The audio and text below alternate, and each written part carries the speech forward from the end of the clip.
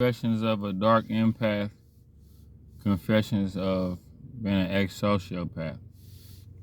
And I'm gonna say this, like, there's really no such thing as like an ex-sociopath.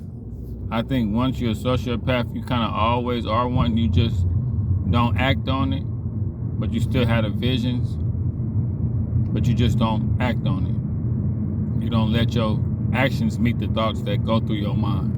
You know, everybody has impulses that's full of like rage and testosterone. Everybody can have a bad temper here or there.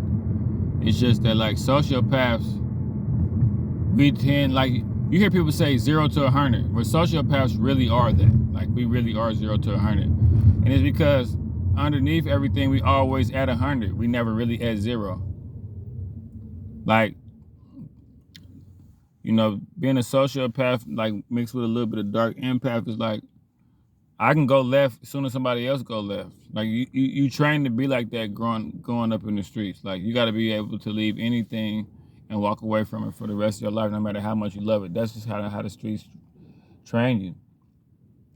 You know, dark empaths, we wear a mask. We wear a mask too, but like the narcissists, they wear a mask to deceive people, to let you know how rotten they are. Dark empaths, we wear a mask just to not let people know how broken we are. You know what I'm saying?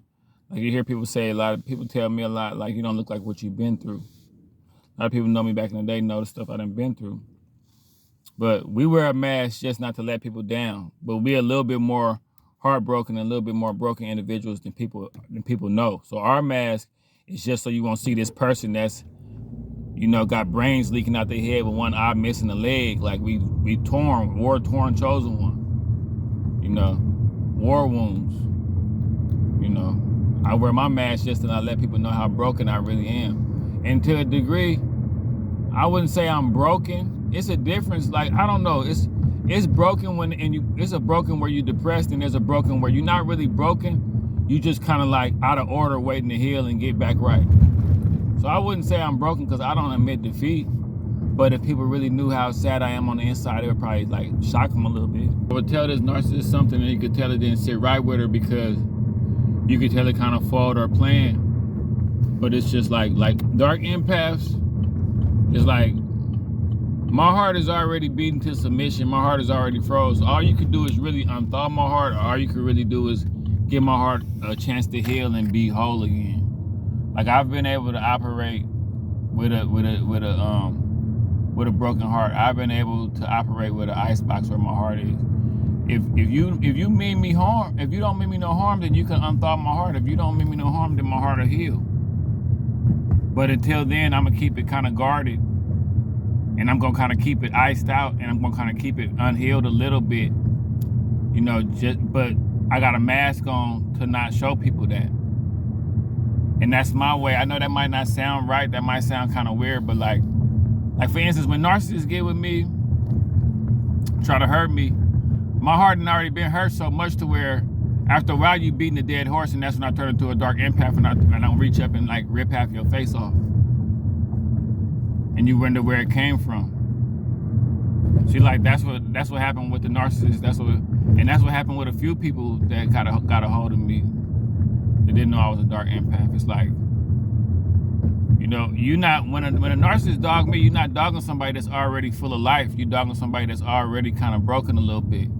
But instead of being like the narcissist where they make a deal with Satan and they keep going, I make a deal with God and say, man, I'm gonna make it look good, and I'm gonna keep going no matter what, and I'm gonna keep letting my light shine. But I make a different kind of agreement. So, you know, it's like when you beating, you know, it's almost like when a narcissist try to devalue me, once you beat that little life out of me that you thought I had, I just turn into this dark empath that's been sitting there waiting the whole time. And it's like, okay, we can get this one back for all the people that hurt us. Like, dark empathy is deep. You could be a villain and be a dark empath too, because you could just say, I'm gonna be a dark empath villain with everybody I meet. It don't matter. They probably a narcissist anyway. See, some dark empaths are like that. They're gonna punish everybody. Like, it's bad dark empaths and good dark empaths. I'm not like that. I'm not gonna punish nobody that ain't did nothing wrong to me. You can unthaw this ice in my heart. You can help my heart heal. But if you don't, if you think you finna turn me into a human pinata, if you think you finna have a field day hurting me, you know, you beat that life out, I turn into a dark empath, and then it's like I'm watching you beat the dead horse. I'm watching you. It's like it get to a point with the narcissist, if I could just figuratively, like, in an analogy, it's like it got to the point where I was able to come up out of my dead body and watch the narcissist sitting there playing with my heart, and I was able to watch the narcissist and come up with my own plan. I know it sounds kind of weird. I know it's late now. I know I'm kind of tripping a little bit, but I'm just kind of describing the dark side of dark empathy. You know, like the narcissist got to get a kick out of hurting people. The dark empath get a kick out of hurting somebody that thought they was about to hurt somebody. You know, but being an ex-sociopath is all, you know, all, like I say, narcissists need to be careful, because now that narcissism, I'm a dark empath, I'm a sociopath, but I'm a good guy. I think it could be a dark empath and a sociopath that's not a good guy. And I think with this knowledge about narcissism, who knows, like a dark empath that's bad or a sociopath might say, I'm gonna wait for a narcissist and I'll just start victimizing narcissists. I'm gonna turn my life around, but the only people who are gonna victimize and use this old sociopath life, this old sociopath way of living, is somebody that got the nerve to try to hurt me. You know, it's like trying to run a scam on somebody that's been through it already. So it might be some people that's like, I'm only gonna hurt. You know, some people in the street that's like, I'm gonna only rob and kill drug dealers. I mean, you still robbing and killing somebody. That's still messed up. But there's some dudes that's like, I ain't doing nothing wrong if I'm robbing and killing drug dealers. They really believe in that, and they really rob and kill drug dealers and make a living off that. They feel like they ain't doing nothing wrong. There's some people that could feel like that about narcissists. Like, okay, as soon as you start gaslighting me, as soon as you start acting like you're gonna play me, oh, you one of them little people that like to sell people a dream and try to destroy them in the end, huh? Okay, well, let me get a little trick bag for you. You know, but the dark side of being a sociopath and dark empath is you just learn how to deal with it more. I don't really, and you know, God be with you. You know, God be with you. You learn how to deal with it more. I don't think none of it ever completely leaves all of us. You just learn how to deal with it better.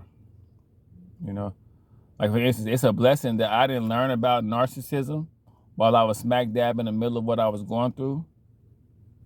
That's God's language to let me know, like, this might have not been good information for me while I was still in it, because I can only imagine, like, coming around this person and seeing the exact stuff that I read and seen in this, and knowing that when they was ghosting me. I had an idea they was ghosting me. I knew, but just knowing for a fact.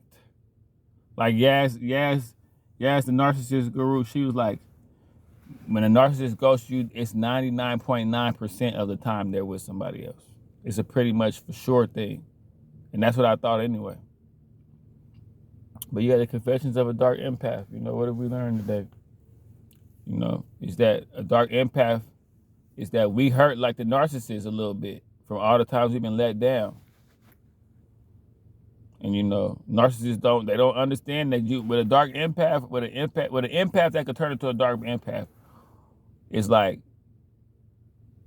I don't know, it's almost like if a regular person is not a dark empath, a sociopath, the narcissist takes them and beats them into a can, like beats them and crunches them down.